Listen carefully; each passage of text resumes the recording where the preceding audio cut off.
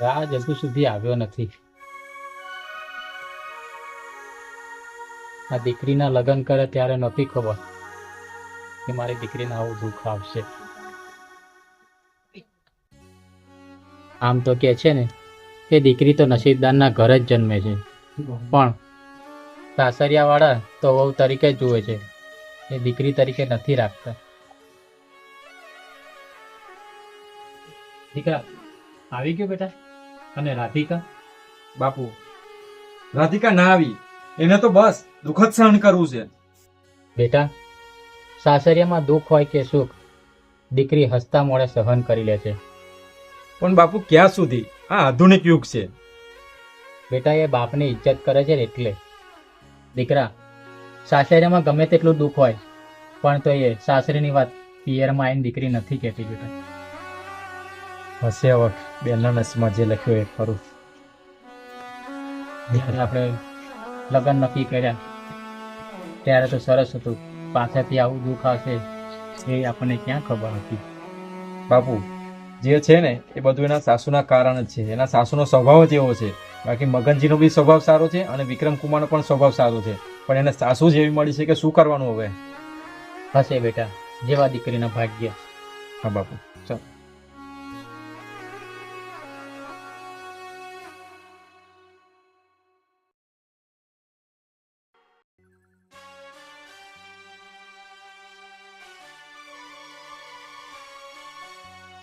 વિક્રમ, હા માં. તારા બાપુજી બહાર કેમ ગયા છે? એટલે તું ખેતરે જજે. પણ માં નોકરી. ઓહો, તમે નોકરી કરીને કયા મોટા બંગલા ગોતી દીધા? આજથી નોકરી બંધ અને ખેતરમાં જવાનું ચાલુ કરો.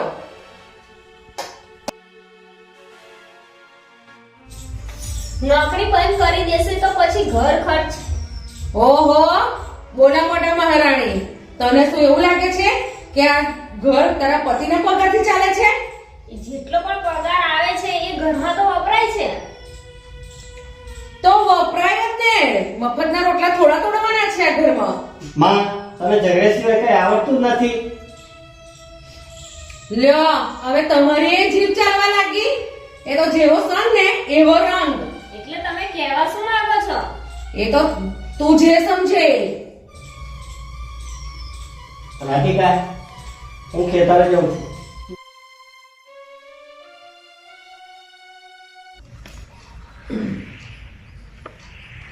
મમ્મી, તમે મારાથી મોં ઢાંકો છો કેમ? તે ઢોકવું જ પડે ને, શું કરે? પાડોશમાં પેલા રામજીભાઈને ત્યાં એના દીકરાને લગ્નને 2 વર્ષ થયા અને પારણું બંધાયું, અને તારા લગ્નને તો 8 વર્ષ થયા, તોય હજુ મારા ઘરમાં પારણું નથી બંધાયું. શું કરે પછી? આ વજેનું મોઢું જોઈને આખો દિવસ બગાડવો ને એના કરતા ગોળવું જ સારું તારું તો.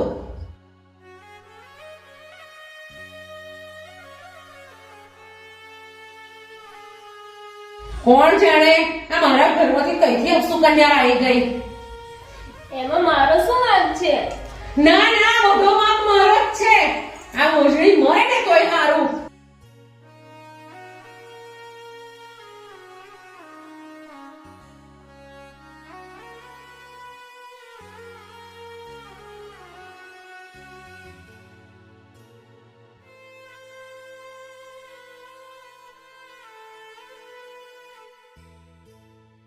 હે ભગવાન, આ તો તે કયા જન્મની મને સજા આપી રહ્યો છે. તેથી તો મને મોત આપી દે. તો આવું બધું મારે સાંભળવું માટે.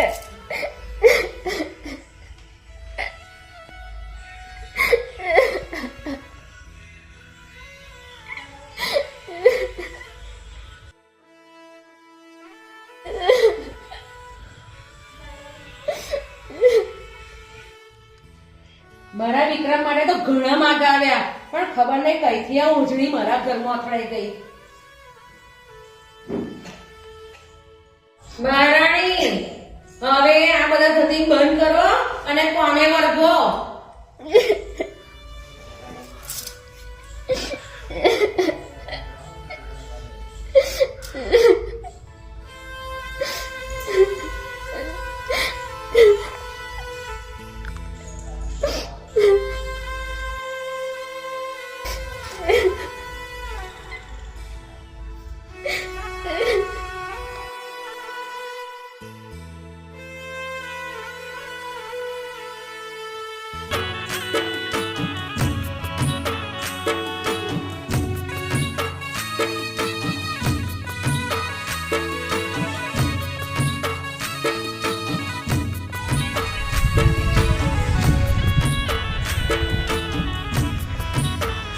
भाई भूखे लागी है આવી જાય ના દેખો ટિફિન લઈ ફરું તું આવજે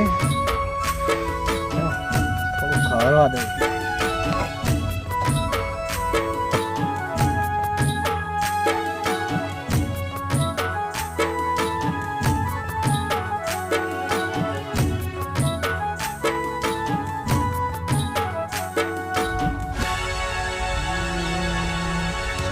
नीले गगन के तले मोरा खाक चले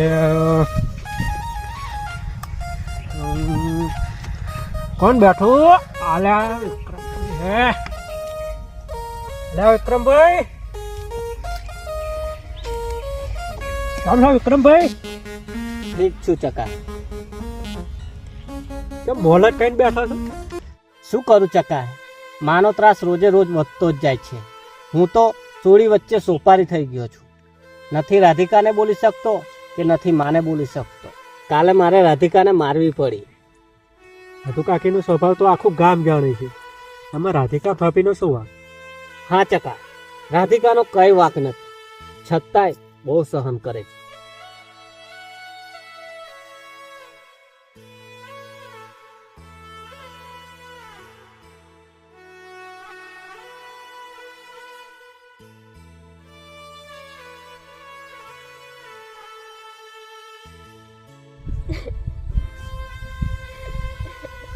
શું થયું રાધિકા? રોજ મેળા કરવા પડે છે. તને કોઈ કહ્યું છે કઈ? ખાલી કહ્યું નથી, ના કહેવાનું કહ્યું છે મમ્મીએ. કોણ જાણે આ મારા ઘરમાંથી કઈથી અપસુકન્યા આવી ગઈ. એમાં મારો શું વાંક છે? ના ના, બધો વાંક મારો જ છે. આ મોજડી મરે ને તોય મારું. હવે એ બધું જવા દે, એ તો ઉપરવાળાના હાથમાં છે. વિક્રમભાઈ સાચું કહું ને તો રાધિકા ભાભી સિવાય બીજું કોઈ હોત ને તો તકલીફ પણ ના હોત. ચકાભાઈ, તમારી વાત સાચી છે. મારો ભાઈ તો મને ક્યારનો લઈ જાત, પણ હું હમણાં માટે હું નથી જતી. રાધિકા, હું શું કરું? મારી હાલત કેવી છે એ હું જ જાણું છું, અને તારી પણ મને ચિંતા છે. રાધિકા, હું તારી વાત માનું છું ને, એ મને નથી ગમતું એટલે બોલ બોલ કરે છે. સારું, ચલો તમે પહેલા જમી લો.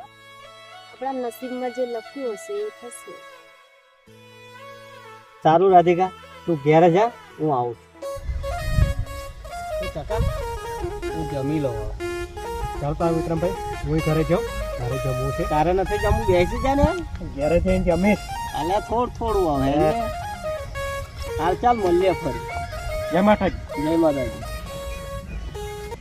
શું કરું? હજુ ઘરના બધા જ કામ બાકી છે ને આ મહારાણી ક્યારનાય ખેતરમાં ગયા છે. આ મોજડીના લીધે તો મને ઘરમાંથી બહાર નીકળવું મુશ્કેલ પડી ગયું છે. શું કરું? કોને કેટલાને જવાબ આપું? શું મંદિરે પણ જાય? ગામમાં નીકળું એટલે લોકો મને પૂછ જ કરે છે કે તારા દીકરાના લગ્નને 7-8 વર્ષ થઈ ગયા પણ હજુ કોઈ ખુશીના સમાચાર જ નથી. પણ હું લોકોને શું સમજાવું કે મારા છોકરાની વહુ જ મને મોજડી મળી છે. આ મોજડીને લીધે તો મારું જીવવું હરામ થઈ ગયું. મરતી નહીં આઈ મોજડી. ઓહો, આઈન ભચકાઈને આવી ગયો તમે. હું ભટકાવા નથી ગઈ, હું ખેતરે ગઈ હતી. 10 મિનિટ લાગે ખેતરેથી આવતા, 1 કલાક થયો. તમને આવું બોલતા શરમ નથી આવતી? પોતાના થઈને પારકા જેવું કરો છો. કાન ખોલીને એક વાત સમજી લે કે જ્યાં સુધી મારા ઘરમાં પારણું નહીં બંધાય ને ત્યાં સુધી તું મારા માટે પારકી જ છે. હું અહીંયા ઘરથી બહાર નીકળું છું ને અને લોકોને બાળકોને રમાડતા જોઉં છું ને તો મારું શેર લોહી બરે છે. પણ મારું તો ઘરમાંથી નીકળવું જ મુશ્કેલ પડી ગયું છે. ગોરો હોય ને તો ગરણું બંધાય પણ માણસના મોઢે ગરણું નથી બંધાતું. પણ તને વજણીને શું? તે તો મારે જીવતે જીવત મારા છોકરાનું જીવન ઝેર કરી નાખ્યું. માં, તને બોલતા શરમ નથી આવતી? શું બોલવું શું ના બોલવું એનું ભાન રહે છે તને? ઓહો, હવે કોન્ચીડાએ પણ રંગ બદલવાના ચાલુ કરી દીધા. જોયું મોજણી? આ તારા લીધે મારો દીકરો ક્યારેય મારી સામું ના બોલે પણ તારા લીધે આ બોલતો થયો. બસ માં, બહુ થયું. હવે એક શબ્દ રાધિકાને ના બોલતી, એ મારી પોતાની છે. તો હું કોણ છું? તમે ક્યારે માં બનીને રહેવાનો પ્રયત્ન કર્યો છે? પોતાના થઈને પારકા જેવું વતન કરો છો અને બાળક આપું ના આપું એટલે ભગવાનની મરજી છે. વજણી, તું તો ચૂપ જ માર, નીકળ અહીંથી. બસ માં, બોલવામાં મર્યાદા રાખ, નહીતર નહીતર શું દીકરો નહીતર? તું તારી માસામાં બોલે છે?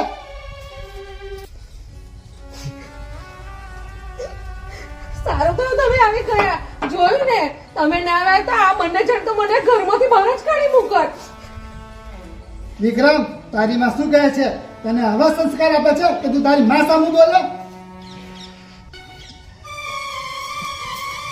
અરે રાધિકા, શું થયું? વિક્રમ, પેલા ડોક્ટરને તો ફોન કર.